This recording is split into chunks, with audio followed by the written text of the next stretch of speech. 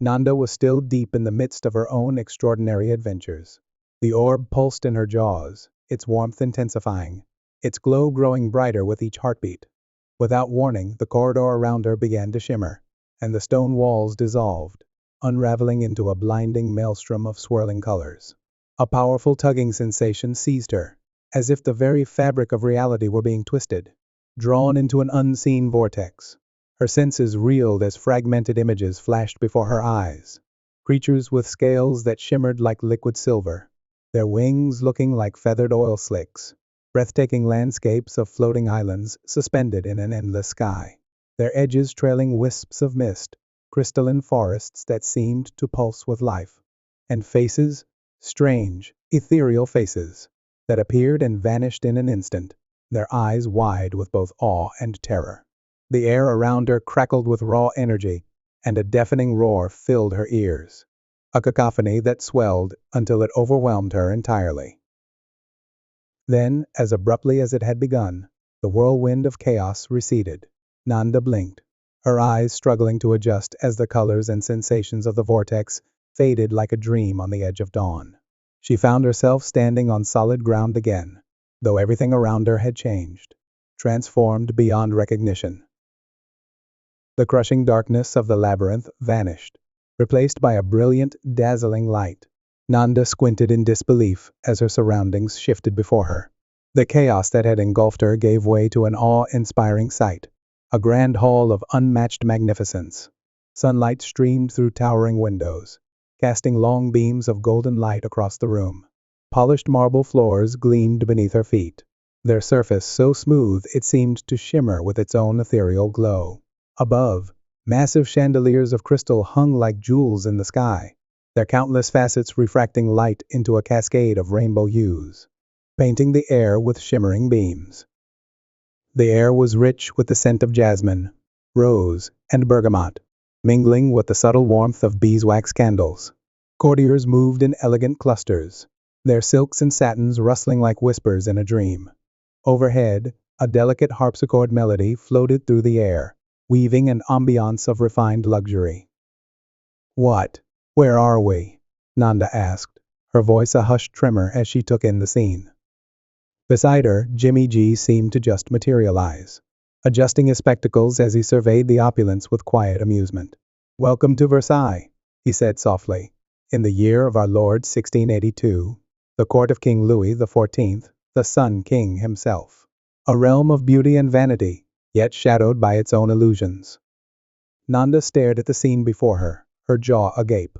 Courtiers in extravagant silks and satins, their faces powdered and rouged, drifted about the hall like colorful birds in an ornate cage. Gentlemen sported elaborately embroidered waistcoats and breeches, while ladies' gowns boasted wide panniers and intricate lace embellishments. Towering wigs, powdered white and adorned with feathers and jewels, adorned their heads, adding to their already imposing stature. Their laughter tinkled like delicate glass chimes as they gossiped in hushed tones, their voices a symphony of whispers and secrets, their fans fluttering like butterflies' wings. Versailles gleamed with wealth and ambition, yet its beauty felt precarious, a facade, like a kingdom clinging to the illusion of power. It reminded Nanda of the knights, their obsession with the Grail masking their own fears of failure. "Versailles?" Nanda's tail twitched nervously. "The Sun King? Isn't this a little too far back?" Jimmy G chuckled, his eyes twinkling with amusement. "All eras are equally accessible when you're traversing the currents of time, my dear Nanda. I have seen that the past, present, and future exist simultaneously." He gestured towards the throng of courtiers. "Come, let us blend in, observe the spectacle, and perhaps we can glean some wisdom from this opulent display." "Blend in?" Nanda glanced at her paws and whiskers, her expression incredulous. "I'm a cat, Jimmy G. I don't exactly fit in with this powdered and perfumed crowd." "Relax," he replied, waving a hand dismissively. "In this court, no one questions what they don't understand. They are too consumed by their own vanity and intrigue to notice anything truly remarkable. Trust me." Nanda reluctantly padded forward, weaving through the maze of jewel-encrusted slippers and embroidered hems. She felt a strange sense of displacement, a small, furry creature amidst a sea of towering figures and extravagant costumes. Perfumed air hung thick around her, a scent of gilded opulence. As Jimmy G had predicted, the courtiers barely noticed her. They were too engrossed in their own performances, the men flourishing lace-trimmed cuffs, and the women fanning themselves with feathers that seemed plucked from some mythical beast. She paused by an ornate chair, her whiskers twitching as she observed the scene. Conversations overlapped in a symphony of flattery and veiled insults, their words as polished as their appearances. Some twirled in intricate dances beneath glittering chandeliers, while others preened before the floor-to-ceiling mirrors that lined the hall, each surface reflecting their powdered faces and jeweled finery. The more she watched, the more she realized they were utterly blind to the world around them, their gaze trapped within their own reflections. They would have loved social media, Nanda thought. She could almost imagine them perfecting selfies, crafting captions laced with double meanings, and chasing the approval of likes and comments. The mirrored walls of Versailles were their feed, their curated reality, and she, a simple cat, was just another unnoticed detail in their quest for validation. Overhead, the harpsichord music swelled, its tempo quickening, signaling the entrance of someone important. The crowd parted like the Red Sea, bowing and curtsying as a tall, commanding figure strode into the room. His coat shimmered with gold thread, his waistcoat adorned with precious jewels, and his wig was a towering monument to vanity and excess. King Louis XIV, Jimmy G murmured, bowing his head slightly in deference to the monarch. Nanda stared, her whiskers twitching with fascination. The Sun King's presence was magnetic, his every movement exuding an aura of absolute authority. His face, though heavily powdered, held an expression of haughty confidence, his eyes sharp and calculating as he surveyed his court. The courtiers fell silent as he passed, their bows and curtsies synchronized like a well-rehearsed dance, their eyes fixed on their ruler with a mixture of admiration and fear. "Why are we here?" Nanda whispered, glancing at Jimmy G, her voice barely audible above the rustling of silks and the clicking of heels. "History has lessons for those who pay attention," he replied cryptically, his eyes scanning the room, taking in the opulent details and the subtle nuances of the courtiers' interactions. In a place like this, it's easy to see how vanity and extravagance mask the cracks beneath the surface. The grandeur is fragile, Nanda, just as fragile as those who crave it. He paused, his gaze settling on a group of nobles whispering amongst themselves, their faces etched with discontent despite their outward displays of wealth and privilege. "Power built on such shallow foundations is destined to crumble," he murmured, his voice heavy with foreboding. "It is a lesson that echoes throughout history, a truth that transcends time and place." Nanda nodded slowly, her mind trying to grasp the implications of Jimmy G's words. She thought of the knights in the castle, their desperate pursuit of the Holy Grail, their belief that a single relic could save their crumbling kingdom. Was their quest any different from the Sun King's relentless pursuit of luxury and power? Were they both chasing illusions, clinging to fragile hopes in an uncertain world? Before Nanda could voice her thoughts, a tremor ran through the fabric of reality itself. The chandeliers swayed gently, their crystals catching the light in mesmerizing patterns. But to the oblivious courtiers, it seemed like nothing more than a passing breeze. They continued their chatter and preening, their powdered faces and jewel-encrusted finery untouched by the growing rift in time. Jimmy G's face hardened, his sharp eyes scanning the room as he muttered, "The anomaly's unstable. It's unraveling faster than I thought. We need to move. Now." Nanda didn't flinch, her gaze sharp and calculating as the edges of the room began to shimmer, the gilded walls and mirrored panels fracturing like brittle glass. "Unstable, huh?" she said with a wry flick of her tail. What a shock. The polished marble beneath her paws rippled, but she moved with practiced ease, leaping to a sturdier surface just as a section of the floor fragmented into a swirl of light and color. For her, the bending and collapsing of reality had become almost routine, a dangerous dance she knew well. Jimmy grabbed at a disintegrating piece of railing, his knuckles white as it dissolved into glittering dust. "You might take this a little more seriously," he yelled, stumbling as the floor beneath him cracked apart. "I am serious," Nanda shot back, her voice calm but edged with amusement. "Seriously over it." She sprang toward a column that still stood firm, her claws sinking into its rough surface as a thrill coursed through her. The air crackled with raw energy, bending and warping the gilded hall into a colorful soup. But she didn't miss a beat. "Honestly, Jimmy, if you can't keep up, why even bring me along?" He managed to find footing on a piece of solid ground, his face pale and tense. "You know, not everyone has 9 lives." Nanda smirked, her green eyes gleaming. "Exactly. That's why you should listen to me. Move faster, hold tighter, and always land on your feet." Around them, the anomaly surged, colors and sounds colliding in a cacophony that seemed to pierce through time itself. But the courtiers remained oblivious, their laughter and idle gossip filling the air, utterly unaware that their gilded world was on the brink of dissolution. The vortex pulled them in, and Nanda's world spun violently, a dizzying rush of sensations that defied explanation. It felt as though she'd been swallowed by a sweet factory. The air thickened with a tang of molten sugar, but the visuals were even more arresting, a riot of candy-inspired chaos. Swirling ribbons of neon light, like liquid caramel and spun taffy, twisted and stretched across the void, their vibrant hues shifting in rapid succession, from electric pinks to glowing greens and rich golden ambers. Giant spinning candy wrappers, translucent and shimmering, hurtled past them, their metallic surfaces catching flashes of light like tiny fireworks. Lollipop-like orbs floated and bobbed in the distance, their glossy, spiraled surfaces distorting with the vortex's relentless pull. Gumdrop-like formations burst into bright shards when struck by jagged streams of light, scattering into glittering particles before vanishing altogether.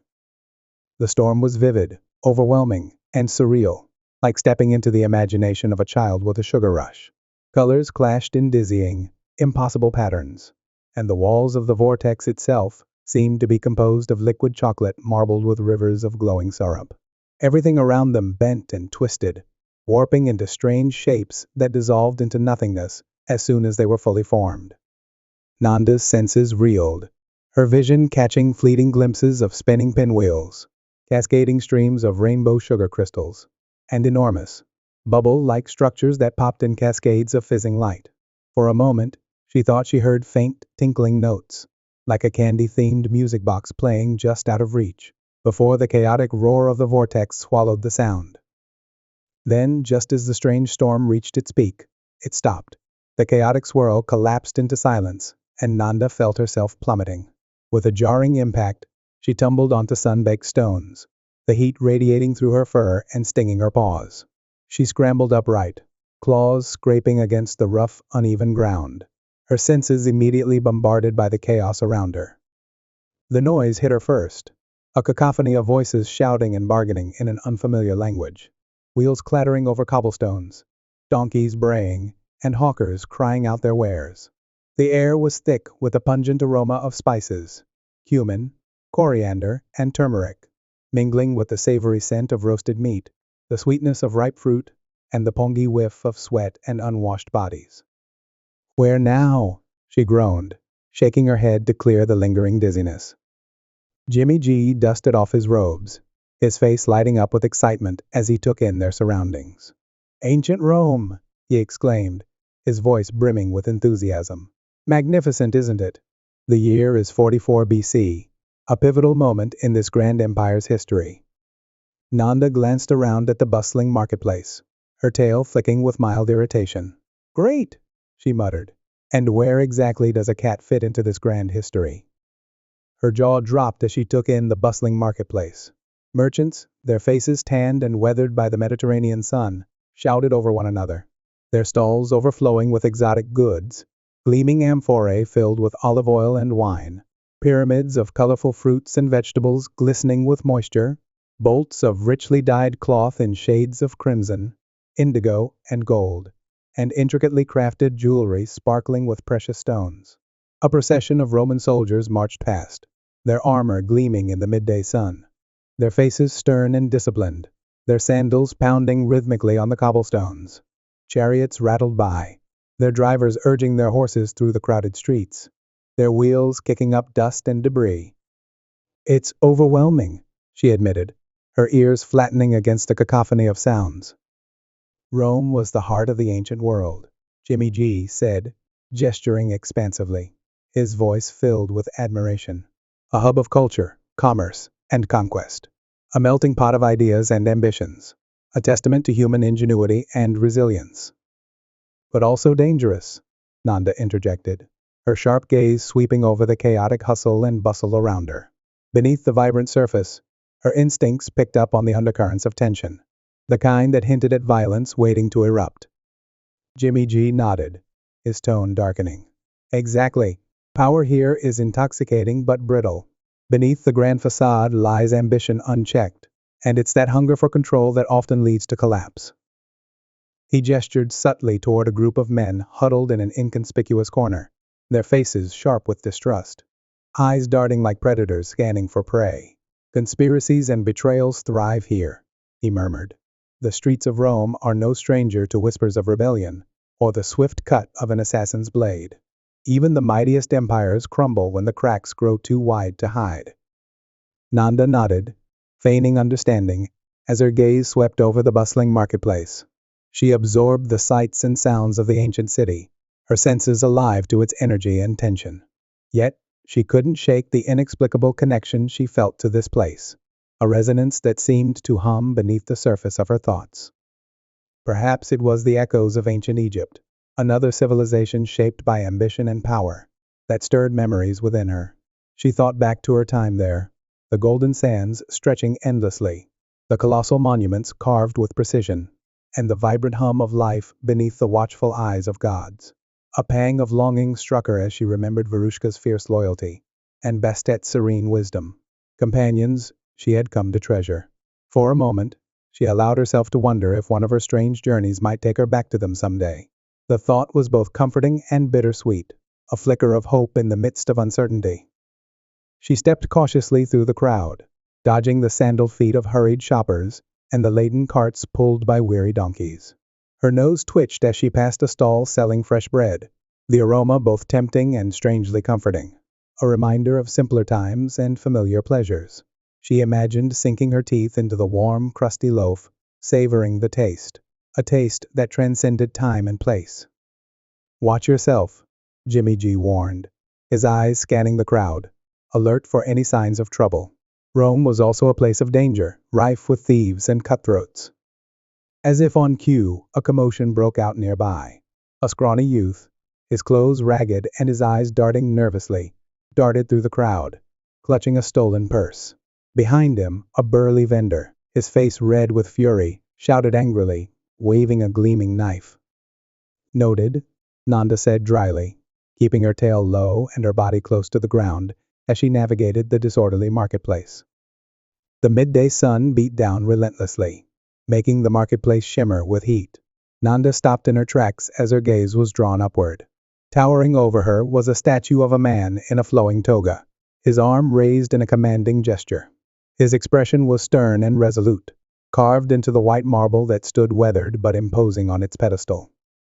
"Julius Caesar?" Nanda guessed, glancing at Jimmy G. Her understanding of Roman history was patchy, but the figure's regal bearing gave her enough confidence to take a shot. Jimmy G shook his head, a flicker of amusement playing across his face. "Not Caesar, but someone close to him, Marcus Antonius." Nanda tilted her head, her whiskers twitching. "Marcus Antonius? Wait, isn't that Mark Antony? I heard about him when I ended up in Egypt. Cleopatra's, what, partner?" Jimmy G nodded, his tone shifting to match the gravity of the subject. "Yes, Mark Antony.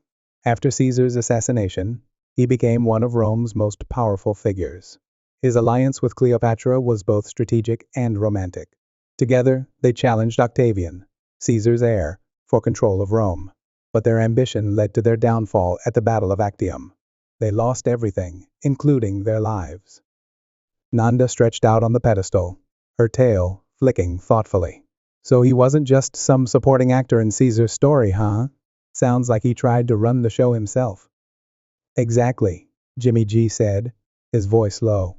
"Antony was a man of power and influence, but his ambition and love for Cleopatra ultimately sealed his fate. It's a tale as old as time. Passion and power can destroy even the mightiest." Nanda stared at the statue for a moment, then sighed. Humans, always complicating things. Jimmy G paused, his gaze sweeping across the bustling marketplace, as if committing every detail to memory. Every era has its challenges and triumphs, he said, his voice reflective. But human nature, its ambitions, its flaws, its capacity for greatness and destruction, remains constant, no matter the time or place. Nanda opened her mouth to reply, but the air around them suddenly pulsed, a low hum that quickly grew into a throbbing vibration. She froze, her fur rising as the colors of the marketplace began to blur and streak, like wet paint smeared by an unseen hand. The bustling crowd slowed, their movements warping, faces stretching and fading like shadows caught in shifting light. "Jimmy G," she growled, bracing herself as the distortion intensified. "Tell me this isn't." Her words were cut off as the world shattered around them. The vortex erupted in an explosion of sensory overload. Ribbons of light crackled and spun like fireworks gone wild, the sound of distant bells clashing with an otherworldly roar. The ground dissolved beneath her paws, replaced by a dizzying freefall through twisting currents of time. The storm whipped around them in a chaotic frenzy. Fragments of places and eras flashed past, a fleeting glimpse of a Roman villa, the glint of a knight's sword, a burst of laughter from a crowd in powdered wigs, all colliding and scattering like shards of glass. Nanda's claws flexed instinctively as the maelstrom reached its crescendo, a blinding surge of light and energy swallowing them whole. Then, as suddenly as it began, it collapsed. The ground slammed into Nanda with a jolt, sending her into a graceless downward dog position. She shook her head, trying to clear the dizzying confusion that still lingered. As her senses sharpened, she looked up to find herself in an entirely new place. A vast open field stretched out before her, the cool night air crisp against her fur. Above, the sky was a glittering expanse of stars, unmarred by the haze of modern civilization. In the distance, the flicker of a campfire caught her eye, illuminating a group of figures clad in chainmail and leather armor. Their faces were drawn with weariness but resolute, their movements purposeful as they huddled around the warmth of the flames. "Great," Nanda muttered, her tail lashing irritably. "So, Jimmy, where have you dragged me now?" "Medieval Europe," Jimmy G said, nodding towards the soldiers huddled around the fire, their swords and shields glinting in the firelight. The year is 1346 during the 100 Years' War between England and France. Nanda shivered, drawing her fur closer around her. The field was silent except for the crackling of the campfire and the distant hooting of an owl. A sense of foreboding hung in the air, a premonition of the violence and bloodshed that had marked this era. "A time of chivalry and conflict," Jimmy G continued, his voice somber. "A time of knights and castles, of honor and betrayal, of love and loss." Nanda sighed, her tail flicking irritably. "Can we just stay in one place long enough for me to catch my breath?" she grumbled. After so many abrupt leaps through time, her patience was wearing thin. "I wish we could," Jimmy G admitted, his expression clouded with unease. "But something is accelerating the anomalies. It feels as though the very threads of time are unraveling around us." Before Nanda could press him for an explanation, the ground trembled violently beneath her paws. A low, resonant hum filled the air, growing into an overwhelming roar as the now familiar vortex opened above them. The pull was instantaneous and merciless. "Not again." "Already?" Nanda yowled, her claws scraping futilely against the floor as the invisible force yanked her upward. Jimmy G's voice, calling out something indistinct, faded into the deafening chaos. The colors around her exploded into an overwhelming display, the dizzying sensation of falling stretching into eternity. Shadows twisted into fleeting shapes, figures of knights, flickers of swords clashing, and distant whispers of voices long lost to time. Before she had time to play story time with this new cast of characters, the maelstrom spat her out.